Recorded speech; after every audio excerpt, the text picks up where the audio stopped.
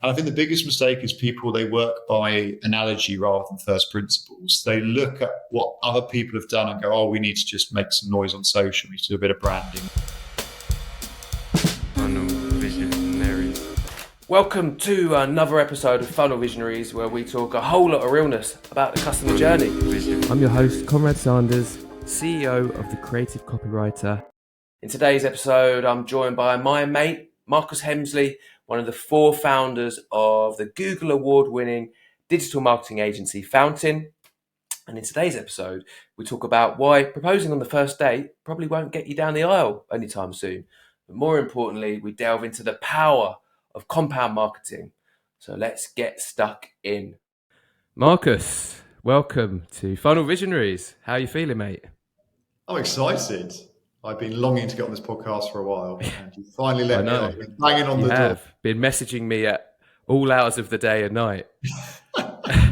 You know what? I was thinking just the other day, I was thinking how amazing it would be to have the world's two greatest marketers on one podcast, and here we are.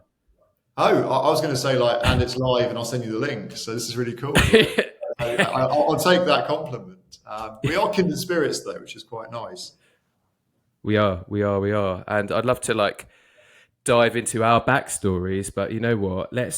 We're only here to talk about serious marketing. That's why we're here. Serious marketing chat only. We don't want this to be too cozy and people going, yeah, I don't care about you two. I've got problems. I need to make money, or I've got clients that need to make money. Let's talk about things that actually work and move the needle. So should we do some serious stuff I think we should. Although, before we dive right into the serious stuff, chat only, we'll start with a little bit of marketing silliness. All right. So this is a segment we call Genie in a Bottle. So I'm going to turn into a genie before your very eyes, and I'm going to grant you one wish whereby you can change anything you want about marketing or the world of marketing. Okay, this is going to sound really boring, so I'm not a marketer. Resource allocation. I'll elaborate, don't worry. I think millions of pounds, dollars, euros is wasted because people put their spend and their time into the wrong things. You've got money and minutes, you need to put it in some form of activity to generate revenue. And I think we over-index on traffic, we over-index on brand, and I'm going to get shot for saying this, and we under-index on the bottom of the funnel. So we under-index on conversion rate optimization. So I've never met anyone who said to me, gosh, we spent 100K on A/B testing the shit out of our website and dialing up the website conversion rate, and we lost money. Or actually, to be fair, we spent loads of money on CRO and it didn't have any impact and we lost money. Every day you can speak to a marketeer or someone in marketing and say, yeah, there was a campaign where 100 grand was spent on media and there was no return on investment. I think if you want revenue, go to the bottom of the funnel, right? So look at increasing website conversion rate, sales conversion rate if it generates leads, right? AOV, average order value, lifetime value. There's a cohort of people around your brand or your client's brands who are close to buying, who have bought, who there's lots of trust with. Speaking to them and converting them is a much better ROI than trying to speak to people who've never heard of you before. I'm not saying you don't do the latter, but everyone has a novelty bias whereby they're like, I need new and shiny, rather than going, let's look at the ecosystem of pipeline, visitors on website, clients, and look at how to tell them a better story to get them to buy more. And I just think we give into cognitive biases, which is a novelty bias. So Genie, please eradicate novelty bias. Please give conversion rate optimization on websites, really good personal branding. And I only got one wish, didn't I, mate? I'm telling you. You had one. Oh shit! Then I'll go with the CRO personal branding. Here's the problem, though, Marcus. If I grant your wish, then why will people need you? Why will they come to Fountain? If I suddenly change the brains of all marketeers everywhere, to which they now understand the real power of conversion rate optimization, as you mentioned, why would they come to you?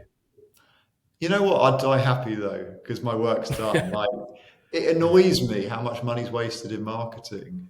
How many? Because it's work. I mean, we've all been there, right? You meet a client and you see a campaign and you see what they have tried. And I think the biggest mistake is people, they work by analogy rather than first principles. They look at what other people have done and go, oh, we need to just make some noise on social. We need to do a bit of branding. Let's do this. And they kind of hedge their bets and put money in different places rather than going back to like, okay, how much revenue do we want? Okay, what's the best way to get there? There's a hierarchy of like leads or sales that we get and hierarchy of CPAs from different channels. Where is that? If all marketers could do that, that's brilliant. Then great companies would grow. People wouldn't go out of business. There'd be less misery. It's kind of that thing of like, yeah, would you want world peace? Yeah, it might be you work in, police or something or defence. Yeah, but you kind of need it for the greater good. I'll do something else. Though. I'm a man of many skills. Yeah, I'll join you. We'll go do it together. What I was thinking is that perhaps in that perfect world that I've now changed as the genie that I am, perhaps some of the things you mentioned before, such as brand, would actually become more important, because if everyone's focusing on conversion and ROI and doing the right things, this let's say the more kind of scientific metric driven spreadsheet marketing, perhaps in order to get the edge, because it's still a competitive game, right? That differentiation, that creative piece will be perhaps more important and should be more valued at that point than it is now. I completely agree. I think we all know about, and listeners will know about, the 95% rule. And for the few people that don't know, it's a generalization that at any moment, 95% of your total addressable market, target market, are not in market. They're not actively looking to buy, and 5% are. And marketeers go, if only 5% of people that I want to target are in market looking to buy, like we shouldn't put that much money towards them. We should go to the 95, say no about us when we're ready. But if you actually look at how many people and how much revenue is in that 5% of in market, it's bloody huge. So what I'm arguing actually is tighten up the bottom of your funnel. Like anyone who's looking right now, who's your target market, ICP, whatever, like capture them, capture that demand and sell the next step. Marketing's about selling the next step, like push them down that funnel and get those guys. And then once you've got a watertight funnel, once you've been iterating and A/B testing and you've got really high click-through rates, conversion rate, sales conversion rate, resell, all the rest of it, then of course do brand, of course speak to the 95. Where I think most marketers go wrong is they listen to Mark Ritson. I love Mark Ritson. He's absolutely fucking brilliant. But he talks about what works for large brands that are already established. And he says, 60-40, like 60% of the budget should go in brand, 40% in performance, or 70-30. Yes, if you are Tesco's or Cadbury's or whatever, 93.2% of businesses in the UK are SMEs. So that won't apply to them. So actually they will probably need more performance. We've ran campaigns where it's been both ways, where it's been like 95% brand, 5% performance, or the other way around, 95% performance, tiny bit of brand. Like it varies from client to client based on their size and where they are. But to your point, if Genie has made all marketeers really shit hot at capturing in market, then the way to get the edge, of course, is to go into brand and tell brilliant stories to the target market, to stay front of mind and be first to mind when they have that need and they go from being not in market to in market. Yeah. And talking about in market, you've mentioned the funnel there. All obviously, this podcast is called Funnel Visionaries for that very reason. We very much share this sort of same philosophy, belief in full funnel marketing, the power of it, and an area that, or a little term that we've coined, AFFU, meaning after funnel. That, as we both agree, is often an untouched or not thought about area of the funnel that marketers just don't think it's even their remit to sort of consider. And by that I mean sort of post-sale comms and maximizing customer lifetime value, which again is it's the low-hanging fruit, right? They're truth aware, as I like to say. They know you. They know. Hopefully, you're selling good products and services, and if you are, capitalize on that, upsell, cross-sell, reduce churn, increase retention, and turn them into brand advocates. There's brilliant things you can do, building communities, and when it comes to that shiny top funnel like content that everyone wants to push out there, utilize your actual customers and, combine forces to push it out there. And then you're kind of killing a few birds with one stone. But I love that we've dived right in, and I want to talk about something that you've been speaking about, banging on about recently, which is a new Marcusism, compound marketing. I'd love if you could, it's obviously heavily connected to what you've already been, what we've already been talking about. Can you explain what the heck is compound marketing, and why do you like to talk about it? Because I've been talking about full funnel for years, and it's been a bit confused with people just looking at like the top parts of the funnel, so like brand and clicks and traffic, and going, oh, he's talking about doing that bit. And I'm saying, no, like to your point, going right the way through. And I'd even go even deeper to your AFFU, right? I go one step beyond that, which is win back, marketing to clients that have left you. Because actually there's a lot of data that marketing to them and speaking to them has the best ROI out of anything in sales and marketing. Because there's a guy called Dan Pfizer in America who's got a company called Winback Labs, and he cites a study by Harvard Business Review, and I think it was 44,000 businesses surveyed, and the ones that had a win-back strategy that they executed, so they listed their clients, got in touch with them, marketed to them, like asked why they left, etc., 25% came back, whereas those who had no win-back strategy, didn't speak to their ex-clients, only 1% ever came back. And then the time to do that was an email and a conversation, or some marketing, or some the effort in versus the power of getting people back. Because I think in terms of like marketing and selling hot, the way I look at it is that everyone in the world is associated, that even knows your brand if they don't. If they don't, then the level of trust for your brand is 0 out of 10. But those who have interacted with you, there is a scale from 1 to 10 of trust and like and whatever, and the higher it is, the more. And most people who have left you, there was a reason they left. They may be a bit annoyed, or they've just gone dormant often. But it's much easier to get someone who's a 5 out of 10 with your brand to come back and buy than it is to go cold to the top of the funnel and you're 0 and having to warm them up and keep talking and speaking to them and slowly selling the next step, which is what marketing is. But back to your question, though, the reason I love, so if we include that part in right the way through, cradle to grave, everyone's interacted.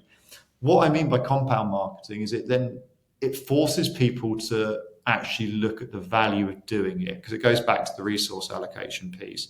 So I get my guys, and they do this for clients, to draw out a spreadsheet of like, okay, here's your current funnel.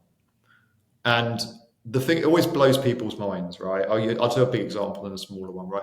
But like always blows people's minds that you've got like a 2% click-through rate and like a 2% website conversion rate and a 10% sales conversion rate and an X amount of average order value and X amount of lifetime value. And by just doubling each of these, and I say just, it doesn't take much to go from a 2 to 4% click-through rate, and like conversion rate website might take a bit more time to go from 2 to 4, sales from 10 to 20%. But if you double each of them, you get a compound effect. It's not like, oh, we've tripled the size. It's like times 30 the amount of revenue. And that's the thing, by using the word compound, it makes people think of compound interest, which is the 8th wonder of the world. Yeah. And I just think goes back to where you put your minutes and your money. Like, are you putting it in the right place that's going to have a compound effect? Or are you over-indexing on one area, which will happen because you hire specialists or agencies, specialists in pay-per-click, specialists in brand, specialists in website, whatever, specialists in sales. And actually, by getting someone who owns the full funnel, which is why I think actually in the last 10, 15 years, chief revenue officers have become a thing, right? There's a different type of CRO, which is chief revenue officer. But someone who's just looking across the machine and going, right, what levers can I pull to maximize revenue? But marketeers need to think like chief revenue officers. I'll say something nice about Mark Ritson now. He famously said that every marketer should have a number next to their name. And a lot of marketers pushed back and said, no, we're brand, you can't manage that. He goes, we shouldn't be in the game. And I love that. Like, you need to have some ownership, like take ownership for it. And I think talk about compound marketing and getting people to draw it out, sees that. Like, I'll try to remember an example. A friend of ours, mutual friend, who I shan't name, but she's got a consultancy. She'd had a really good first year in business. And I think she had, like, there's only 3 ways to grow a business. I draw out like a funnel where it's just like, 3 ways to grow a business: increase the quality and quantity of leads, increase sales conversion rate, and increase customer lifetime value. And most people just want more leads. And she came to me and said, hey, Mark, I just want to get some more leads because I want to double the size of my business. But actually, like, she did 180 grand that year, like one woman band. And she had like 10 leads, a 30% sales conversion rate, an average order value of 5K. And I said, what if you doubled each of those? Like, I don't think you should double your leads. Like, let's just improve your sales conversion rate. We'll get you there. It's fine. And that's kind of what's happened. And she doubled the sales conversion rate, and that's got her much closer to sort of 400K where she wanted to get to. But by doubling the volume of leads, the sales conversion rate, and the lifetime value, the revenue that she would have gone up from 180 grand to about 1.4 million. And that's the power of it. One woman band, by just tweaking those things. And people say, oh, it's a lot hard to double. It is if the base is high, but no, not really. It's not that difficult to get 20 leads if you're getting 10. It's not that difficult to go from a 30% sales conversion rate to 60. That's not difficult in sort of B2B consultancy. And it's definitely not harder to go from a 5 grand LTV, because that was the package she was selling, to a 10, because actually her competitors were charging 10 and she's better than them. So I suppose even if it's a 10% increase at each of these touch points, it's still going to compound. It's still going to have a drastic effect on that bottom line, which is the point. Yeah, and I think, but we're not trained to look across the funnel, are we? We're trained to like really go in on the stuff that everyone else is going in on, right? Like, and I get it. Like, if all your competitors are spending a shit ton on paid search or shopping, do that. Okay, great. But like, again, I don't want to name names. There's a very big, well-known brand that you guys all know. And a mutual friend of ours is performance manager there. And she came to me and said, we're spending $500,000 a month on brand, and we're not really seeing the uplifts. And the founder wanted me to ask you what would I do? And I was like, okay, well, how much money are you putting into conversion rate optimization? She's like, nothing. And I'm like, right. I said, you know what I'm going to suggest? She's like, I am, and I'm not going to take it back to my founder because I don't want 4 of my friends that work in the brand department to get the sack. I'm like, well, I think that's so there's the human element of that, and there's just the fact that it's a misallocation. If you put £500,000 into increasing from an e-com website, the conversion rate, the average order value, and then to your point earlier, Konrad, like speaking to the existing customer base, like really getting like the conversations you have with the clients, the existing customers, just on point. A good friend of mine, a guy called Martin Lucas, he's a shopping psychologist, and he's a mad advocate of, not advocate's the right word. He's obsessed with Air Jordans. He's got about 300 of them. And he said that Nike has never actually sent him an email about Jordans. They just send him generic emails about our summer sale. Here's a Ronaldo shirt with a 7 on it. And it's just like, are you fucking shitting me? I've literally bought 300 of the same shoes. I'm a mad buyer. And I think it's just the fundamentals of marketing: right message, right person, right time, hyper segment it, and just give me, as someone who buys stuff from your e-com, like a nudge at the right time with an offer, with something that I need, and just it's built around me. And I guess marketers don't do that. They're a little bit lazy. They're not leveraging AI yet. Even with big brands, I think, honestly, I don't know how you feel, mate. I know, because we both work with some big brands, but I never am impressed when people say, oh, I do this for Nike, I've done this for Tesco, because I think, well, the brand is already there. you're not moving the needle. It's tell me about a startup that no one's heard of that you help scale massively, and now we all have. That I'm impressed with. And as you were saying earlier, they've put that work into brand. They've got that brand presence. Nike, you just gave an example. Obviously, one of the strongest, most kind of cult-like brands in the world, who arguably don't need to segment, but there's still a huge missed opportunity there. You've seen it, but they're still making a shitloads of money, profiting because they've done so well with brand. However, most startup scale-ups trying to copy that are not going to leverage the power of brand like Nike has, because they're following the herd. They're not sort of inventing and carving out this new sort of space for themselves. I want to jump on something that you met. Lots. I'm writing notes that I want to jump back into. You mentioned a few things that jumped out at me. One of them was the idea of, looking across the machine. And, we kind of, the reason we complement each other so well, not just because we're good buddies, but as agencies, is because, we believe in full funnel compound marketing. We've got our own kind of way of looking across the funnel in a visual way and mapping out with what we call Flow Finder. But one of the issues that we have, like especially the larger the company, the more siloed things get in the marketing department. That's it seems to be the natural progression. And for obvious reason, right? You have to create some kind of hierarchy and segmentation within a company. But sadly, it often means that there aren't enough people looking across the machine or looking across the entire funnel. So I suppose my question is, what challenges have you had trying to, convey the idea of compound marketing to marketers, or trying to get the spreadsheet in the first place, or in our case, trying to get people to sit down and map it out and see the value in that? What challenges have you come across, and are there any specific ways that you've been able to navigate that? I think there's inertia, there's apathy, there's fear. I don't be too mean to marketeers, but sometimes I say it, I'll say it now and they're probably upset, but I think if a lot of the marketeers were smarter, they would be engineers or doctors or accountants or, I think. All right, we're editing. Cut this part out. No, but there's a lot of extroverted, chatty, cool, lovely, kind, hardworking people in marketing.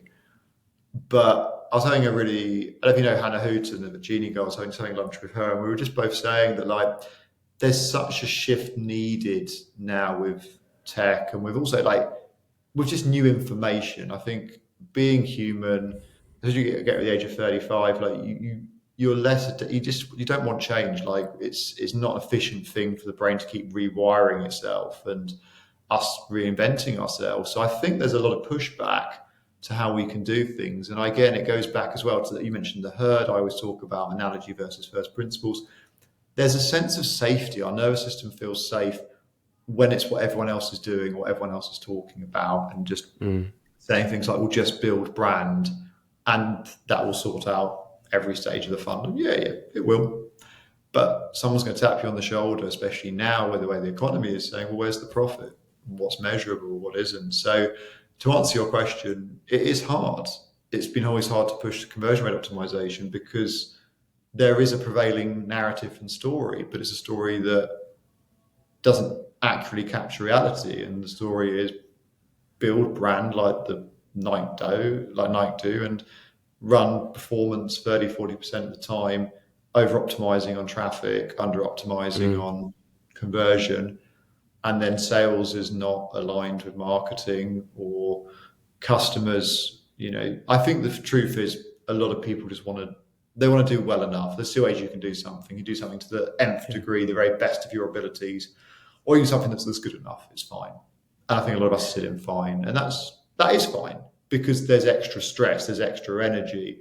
But you look at data sets and reality, we live in a world of exponentials and Pareto curves, and because there are some people or some businesses where they create the feedback loop and they keep iterating and improving and pushing and always willing to get better. and they get that compound effect. And that's why you see it across nature and everything, like the highest paying movie stars or sports people earn thousands more than the average. The biggest cities have, like you see disproportionality in nature. And I think we see that in marketing. So at some point, and I'm really sad to say, I think like if people start letting AI make strategy decisions, AI is not going to have any qualms about saying, well, I've crunched the data and used my quantum computer in a millisecond, put your resources here, and here. That's something I'm playing with. I mean, I know you've trained LLMs, and I'm playing around with that as well. Like you kind of want sort of like evidence-based, data-based strategies. There's lots of data, and it's not always being pointed in the right direction. But I think there isn't a term for this, Konrad, but I think it's some sort of cognitive bias. We kind of feel safe doing what everyone else does. Do you know what I mean? And I don't know what it is. It's a feel-good fallacy. I'm just making up on the spot. Alliteration for you, Mr. Creative Copywriter. If it feels good, if emotively it feels like, that feels like about the right sort of split in spend. And like no one really does much CRO because it's a bit fiddly and we've got to get the devs involved. And, like we like the website, how it looks, then you get mediocrity. But I guess there's also the internal politics and culture and things that are hard for an individual to resist. And often we find that, we'll talk to marketing managers that have the best intentions, right? And they're really, into the kind of things we offer, the frameworks and getting the balance right and looking across the funnel. But when it comes to the crunch, there's other stakeholders breathing down their necks and trying to push them into certain positions and to do things a certain way, or that's just the way it's always been. And that's why, like, in terms of when we've developed buyer personas, our own buyer personas, there's quite a big difference between generally like the large corporates that we work with, where it can be it's stagnant and hard to change and hard to adopt this more sensical approach to marketing, which is evidence backed, as you said, because of the internal culture and just how it is. Whereas the sort of fast moving SaaS scale ups, who are very numbers driven, tend to, and ideally have built that feedback loop into the way they build, design, iterate, improve their product, as well as marketing in parallel to that. They tend to be a lot more open to doing marketing the right way, the way that we're kind of talking about here. Yeah, that's why I mentioned engineers earlier on. You chat to them and they're just like, just test and learn. It's kind of like just right. And I think there's that old adage in sales, and that famous sort of marketing headline, like no one ever got fired for specifying IBM, right? Like there's also a safety thing, like no one got fired for just saying, let's just keep running Google ads, and it's the same for new software. But ultimately, you get caught out with that because one of your competitors will start doing these things, they will start taking your market share, and then you'll have to play catch up, and that's not necessarily where you want to be. And it's funny because it's what we're talking about is backed up by mathematics. It's not an opinion. Like increasing the conversion rates to like doubling the conversion rates across the funnel will get you an exponential return, like a massive sort of like impact. Because always you can't double everything. We can if the base is quite low, and often it is. We are talking at sales conversion rates of 5-10%. The average website conversion rate on the internet's 1%. It's not that difficult to get to 2. It really isn't. That will double your volume of sales or leads and half the cost per lead or sale. And that's you. If you do it as a project, you invested 20 grand in doubling, going from a 1% to a 2% conversion rate. Every month you get an ROI on that sort of 20 grand or whatever that you invested in it, and it compounds over time. But people happy just whack up their media spend by 20 grand a month and not think about it, even though a large chunk of it's being, not large, but a small percentage is being clicked on by bots as well. But then people don't want to test ad fraud prevention software either, because they're like, I don't know, what if it prevents like a real click and stuff. But again, everything's just an experiment. Run controlled experiments, test, get feedback, and learn. Be like a scientist. And I think essentially marketing is maths, right? But I think one of the issues is that most people that become marketers aren't mathematicians. I would like, I've got no stats to back this up, but I'm sure maths in most cases probably wasn't the number one subject of most marketers. And the thing is, you have to be a bit of a unicorn with marketing because it's not just maths, right? There's creativity, and we're a copywriting agency. There are words and creativity and design, and usually you have to kind of factor all of these things in. But the reality is, it is all about those numbers in order to really get the ROI that we should be aiming for, and that revenue growth, which should be the end goal rather than the amount of leads that we're generating. Yeah, you need both math men and mad men and psychologists, really. So it's entirely right. But I love what you said at the end there, Konrad, because no one woke up at 3 a.m. going, shit, I need more ads. You know what I need is a lead magnet. Shit, I need that. They wake up and go, fuck, like, we're not hitting revenue targets. Like, I'm worried about cash flow. Like, we're behind on this quarter. Like the PE firm that brought us up, like, going to go ape shit. We're that's what we're selling is an outcome. It's the whole adage. You don't sell a drill, you're selling a 9mm hole, and that's exactly what it is. But then the big mistake in marketing is we focus on activities, not outcomes. We obsess about our things. We talk to each other on LinkedIn. We debate. I was telling someone recently, like I can't keep bringing up Mark Ritson. I didn't mean to. Basically, I criticised him, and lots of people disagreed, and then it had a massive viral post on LinkedIn a couple of years ago. Like, the most virality I've ever had, like 100 shares and people arguing and all the rest of it. As brand and performance marketeers just kicking off, and then people coming in, and everyone was saying their thing was best, like PR's better than like TV and all this sort of shit. And it was a bun fight between marketeers. It was a bloodbath. And then Marcus Hemsley, we both know Mr. Hemsley, sales trader, just came in and just like said, what are you all doing? Your clients don't care. They genuinely don't care. Brand versus performance. That's an artificial distinction, to be honest. It's, are we telling stories to our customers to sell the next step and generate a clear ROI and help them hit their revenue and profit targets? Yes or no? It's always about the customer, and us marketers should know better, because our whole existence is to live in someone else's shoes, because humans are quite crap at seeing from someone else's point of view, because we get caught up in busy thinking. And actually we need to know that the more customer obsessed you are, and the more you understand exactly what they're going through, the more you can speak to the problems they have, right message, right person, right time.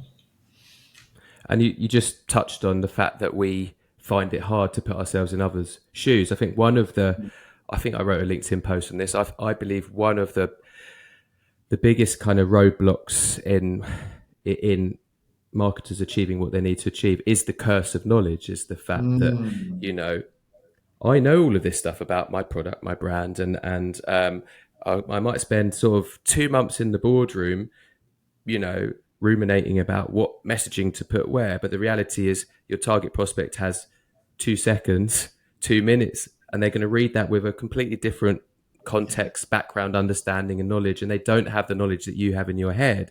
And that's why it's so crucial to have, again, the feedback loop, talking to actual customers, getting insights from the very people you're trying to target. Because in the end of the day, you're a sample of one. If there's 10 of you, you're a sample of 10, and you're probably not your target audience as well.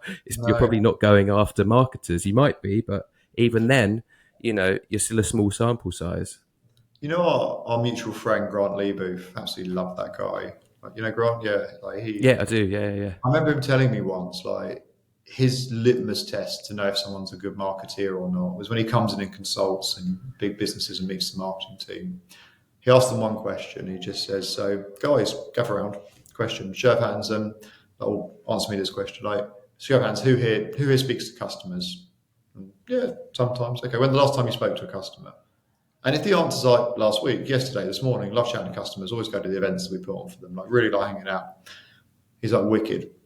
There's not much work needs to be done here.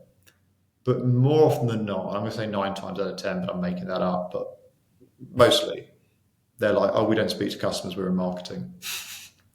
It's not our job.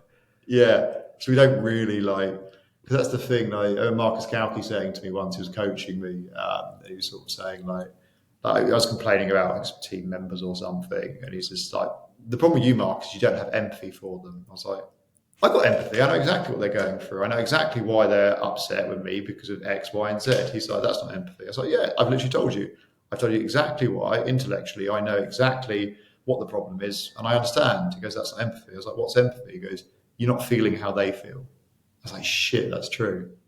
I didn't stop and slow down enough to go, how would it feel to be in that situation and deal with me, whatever the problem was, and with their workloads or whatever, and just take a moment to actually just feel what they're feeling, enter the conversation in their head, understand what's going on, and then I'm able to communicate much better to them. Once I'm in that place of empathy, I'm like, shit, yeah, like I'd feel exactly the same. Sorry if I was in your position, and it must be difficult because of X, Y, and Z.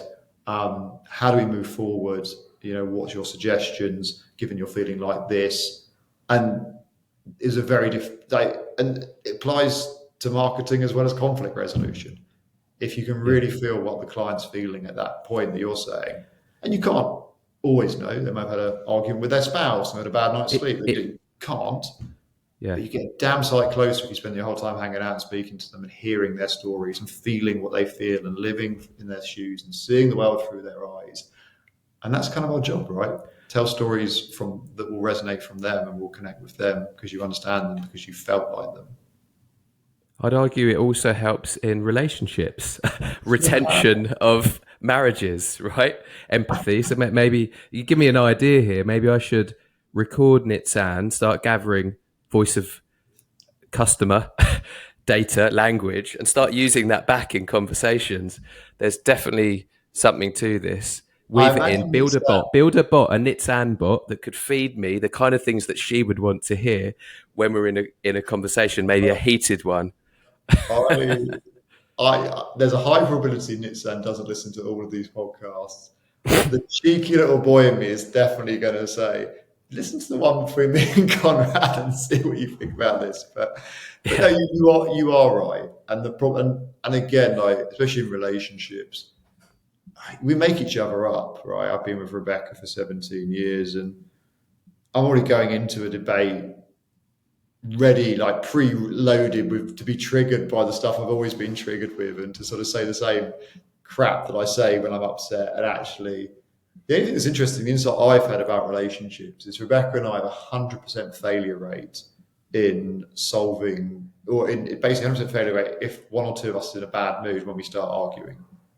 So what I try to do is actually write down, like, right, here are the things I want to raise when I'm, I tell her these things and wait till I'm in a better mood. But ironically, when I'm in a better mood, it's not a problem anymore. You don't want to. I'm exactly the same, because it's not the right time often to bring that up. But yeah, when you're in a better mood, you're like, why would I want to bring that up now? Everything's smooth and. Or actually, I don't really care about it anymore. That's the other point. Like, as my mood rises, things change. Yeah. And again, how we revert that back to marketing is also, again, right message, right person, right time. Well, there's a right time to do something. This is cold calling. This is flicking to sales a little bit. But people call me at ridiculous times and interrupt me, and they are interrupting me. And I think that's the same with forms of content. It's interruption marketing. And, you don't know what people are going through, but you need to just be mindful of like, okay, these times of day, this sort of jobs that these people are doing, when do you want to target them? How do you want it to land? And increasing the probability of success based on any data we have on them. But mood plays such a big part in it, right? Yeah. And now that we've somehow fallen into comparing relationships with marketing, one thing that I often say is, don't propose on Tinder or on the first date. You can go into Tinder and maybe 1 out of 200 might accept your proposal. I don't know. You can play the numbers game, but you're more likely to open up doors and conversations if you're providing value. For example, you're helping to solve pain points that problems they're going through.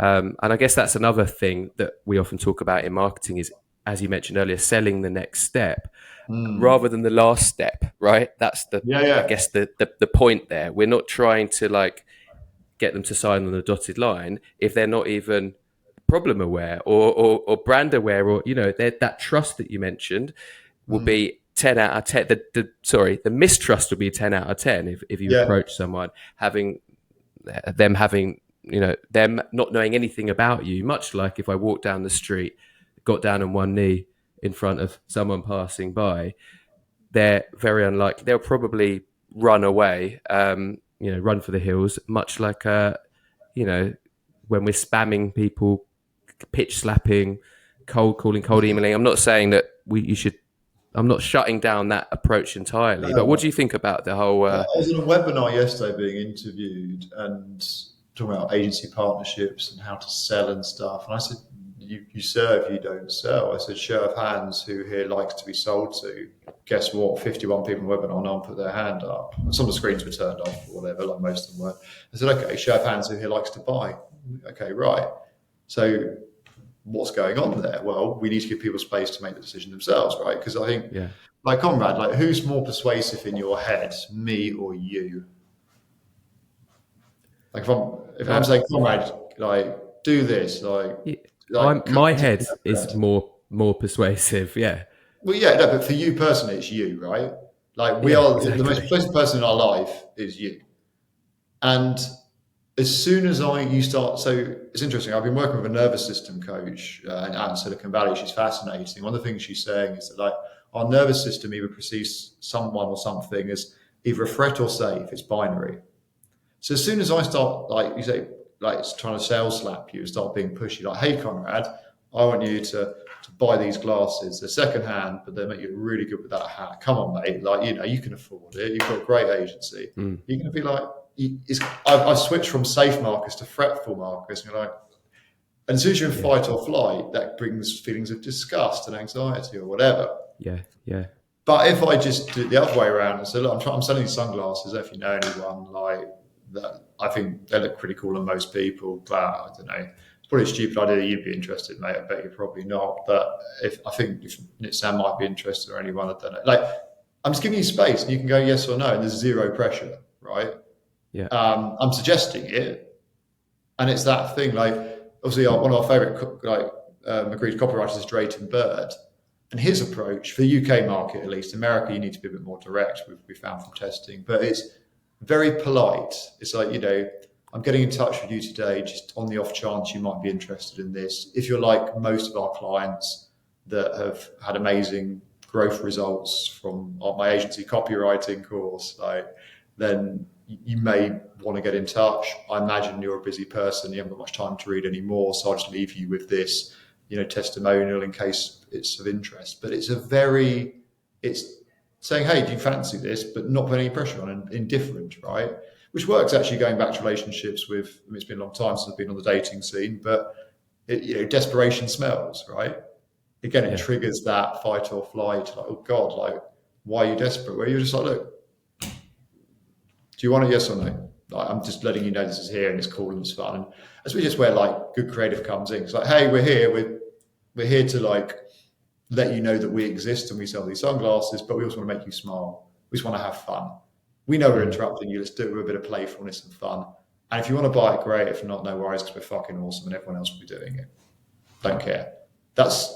Then it's up to you. Whereas I think a lot of people have experienced the door-to-door salesman, right? The like double glazing salesman are like, come on, Konrad, like your house needs this. You'll save this much money. And I'll tell you what, if you make a decision right now, I can give you 30% discount, but you have to make a decision today, mate, because if not, I can't give it to you. It's going to cost you so much more next week. Like, fuck it out. So don't force them. Like, don't put your hand on their pocket. Literally, like, just go, it's here. We're cool, we're having fun. If you want it, wicked. If not, don't care.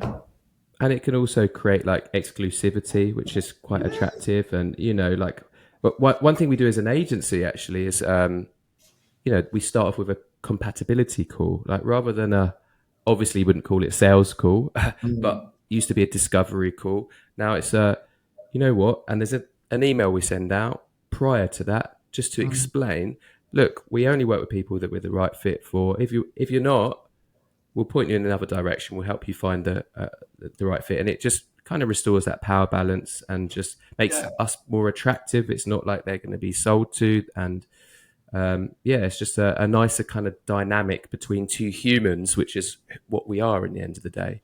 Yeah, I mean, Marcus Hemsley talks about bias safety all the time. I never really understood it, but I get it now. But where we all want to be, at least in B2B consultancy, an agency world is trusted advisors. You know, like we're here to Yeah, help you. Like you've got a problem, which is why we're having a conversation. We got put together, we got in touch because there's a problem. Just tell me what's been going on. Tell me your story. And to your point, Conrad, if we can help, brilliant. If we can't, we'll try and point in the right direction. But yeah, at the very least, let's have a nice interaction. And there's no pressure because I also go into every sales pitch thinking, well, or at least or chemistry sessions, you call them, discovery session, thinking the odds are we're not going to work together because we often do turn away a lot of people or it's not a right fit. So let's assume that's the case. That takes the pressure out of me. I'm not in fight or flight. I'm in rest and repair. I'm in sort of like safety. They mm, feel that. And I also think, I guess how this translates to marketing is, I don't know if you've ever done this where like, you know, you've written copy, sent out a message and it's felt a bit pressured on the person. And I always feel like the energy you write it in sometimes is how it can be received. And it feels a bit icky yeah, writing it, then don't bloody write it, you know. But they also say, and you've probably heard this before, and it's true, like the best content, the best creative is ones that you're really excited to share. We've had that, like there's a LinkedIn post, you go, oh, I'm yeah, really excited to get this out there because I know people are going to enjoy it. I'm going to enjoy sharing it. It's like telling a really good story. You're like, oh, everyone's going to absolutely love this. I did a best man speech last weekend for my dad's wedding. I just roasted my dad for 9 minutes and it was thoroughly enjoyable. But I just had some really good family jokes I knew would wind him up and get a laugh. And so I couldn't wait to give that speech. It's just that, play with that energy, right? But from a yeah. place of respecting the person, giving them the space to make the decision, absolutely fine. If not, we'll find a good fit and so will you. Good luck. That's the Well, energy, right? I hope you're feeling safe now, Marcus, because I'm about Right. to hard sell to Cool. you. Yeah, I'm about to pitch to you. No, I'm joking. I've Oh, lulled you into excited. a false sense of security. There, this is all a ploy. This is all a ruse. Happy We're not even days. recording. We're not even recording. This is fake. Oh, you got my hand. You got your hand in my wallet, Conrad. Give me a little There we squeeze. go. There we go. Look, we've talked a lot about. We've basically, I think, offered marriage advice today. We've talked about sales. We've, the core theme, compound marketing, looking across the funnel, across that machine. We definitely complained a bit about how marketers are not doing it, and that they should really get on board for all the reasons discussed earlier. I'd love to look at the future and the Yes. kind of the rise of, generative AI, the revolution. We're both heavily involved in kind of Mm. having embraced the technology. Are there any use cases currently that you're seeing and or tools specifically whereby AI can help marketers augment, and increase conversion rates at sort of every step of the journey or anywhere Yeah. across that customer journey? So there's one actually I'm going to introduce you to him as well because we're getting involved. So I mentioned Martin Lucas earlier on, and he's sort of like friends with Rory Sutherland and like shopping psychologists. We've been working with a team of like data scientists and coders, and basically what they've got is a bit of software that we're sort of working with them on, which basically give will look at people's CRM, so look at the data of all of your target market, segment them and say, right, these people, they're like impulse buyers, or these people are this.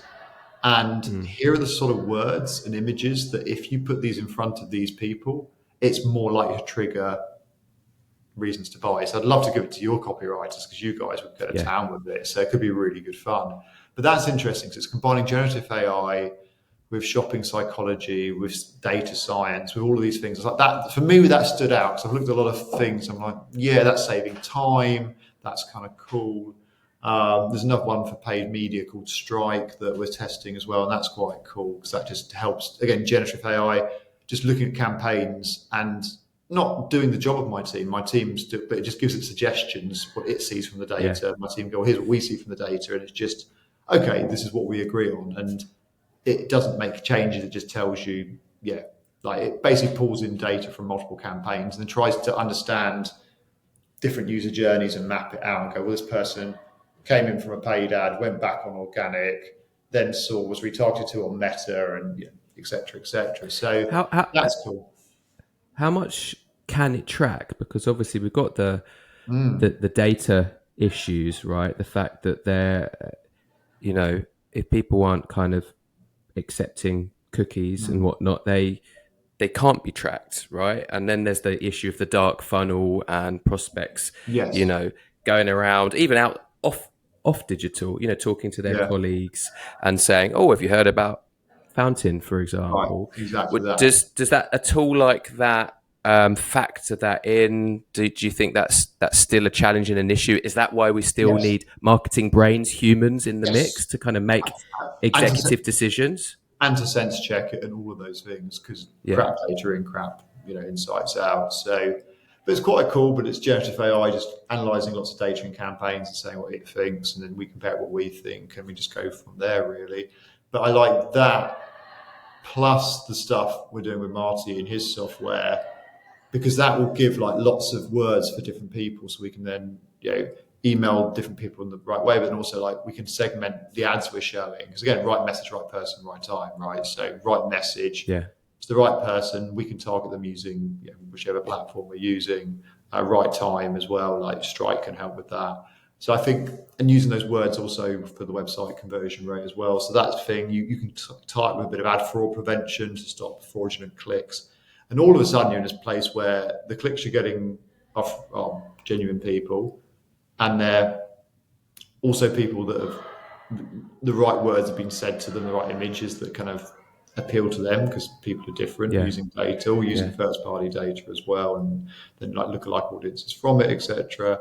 Like the bid management's working, the conversion rate's working really well. Like I see this hand in hand of machine and strategists, because really what I want, I guess, the ultimate agency is the top 1% of people in terms of their strategy, knowledge, skills, etc. Top 1% of tech and AI, the top 1% strategy. Well, the top 1% strategy has got to be compound, because it's just mathematics. Like there's nothing else, right? There just isn't.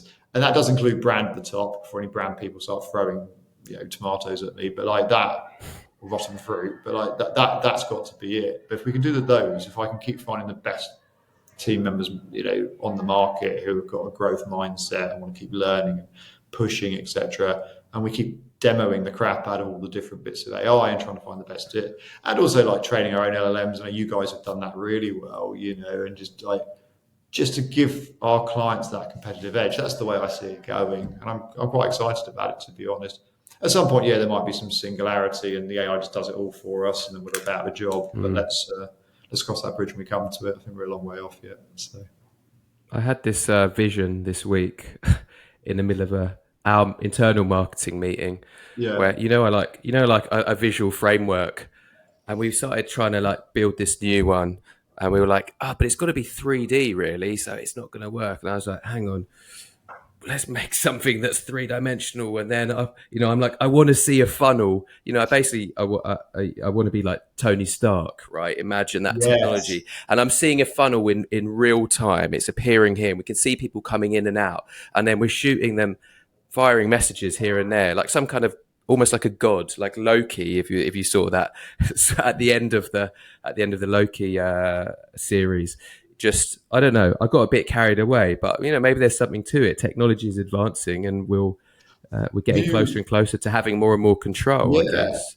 And I quite like the Jarvis thing. Are you having real-time conversations with ChatGPT? You switch to conversations? Yeah. I really prefer that. And it's a bit like having your own Jarvis, and you just need to train it to have GPT upload all the cool books and white papers that you have read, but you can't remember everything in it, and then just double check with GPT. So I think that's where it's going. It's having just a trusted AI advisor you can chat to all the time, that then is modified to specifically help with your problems, in addition to the tech that's going to help give insights in terms of words and campaigns and hyper segmentation. But I keep repeating it, go back to fundamentals: right message, right person, right time, sell the next step, optimize each stage of the funnel, have those feedback loops, get that compound effect and exponential growth. And that's whether you're using people, technology, whatever you're doing, like focus on that. And you'll get ahead of the people who aren't.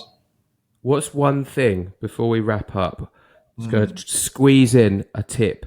One thing that marketers can do today, they've been listening in and going, oh shit, I should probably get on board with this compound marketing thing. What's the first step? What's the one thing they can do today to start moving in the right direction? I'm going to plug you, mate. If it were me, I'd look at, I'm assuming that there could be loads of campaigns, loads of situations, but I'm assuming most people listening are doing some form of digital marketing, have a decent number of people coming to their website and either buying or getting in touch. Look at the website's conversion rate, and then look at the biggest pages. It could be the checkouts. Yeah, if it's e-com, it could be, key landing pages on a service website, and just rewrite the copy. That's the quickest thing you can do. And A/B test it if you want to. Put something on there to A/B test, VWO, some cheap software, and to say, here's the current one. Let's A/B test some headlines, calls to actions. Just start doing some basic CRO, which doesn't include lots of development or anything like that, and just A/B test the copy. The copy's where it's at, right? We've all bought and inquired from ugly looking websites because the copy was compelling and spoke to me or spoke to you, right? Just do that, and the chances are it doesn't take much. If you're at 1% conversion rate, 99 people who are coming and looking for your service are leaving. So you just need to write a slightly better version of the copy to capture one extra person. The other 98 can still go, and then you've doubled your leads overnight or doubled your sales. So that'd be my tip. Love it. Good copy. Perfect. And here we are, the creative copywriter to help out with that. Konrad, because that's what I do. So there we are. And to understand the metrics and do the A/B testing, go to Marcus and Fountain. So we are your answer. We are the answer to all of your marketing woes. I think that's the conclusion, isn't it? The end conclusion. Yes. It's the same hubris of we're the two best marketers in the world, but Friday afternoon, I'll take it. So we've gone full circle there. Full circle. I'm sure there's some humility in there somewhere. The divorce papers from our other halves about to be served. Not after I apply this voice of Nitsan woven into conversations. Once I build a Nitsan bot, it's going to be all good. That's perfect, mate. Good timing. I've actually got a pitch now, so I'm feeling in a good mood to pitch. Americans, awesome. This is the problem. You think, who's doing on a Friday afternoon? Well, the Americans, because it's Friday morning. But there we are. Yeah. What is that starting right now? It's starting in 1 minute. So good all right. time. Well, good luck with that, and thank you so much. This has been a joy. We should have you back sometime because there's, as you know, so much more we can talk about. Cool. I just hope people found it useful and interesting, and if they have, I'll come back. If they haven't, then I won't. I'm sure they will. Brilliant. And even if it's just relationship advice. So thanks again, Marcus. Good luck with the pitch, and we'll speak soon. Take care, mate. I'll see you later. Cheers mate. Cheers. Bye. Funnel Visionaries. Funnel Visionaries. Funnel Visionaries.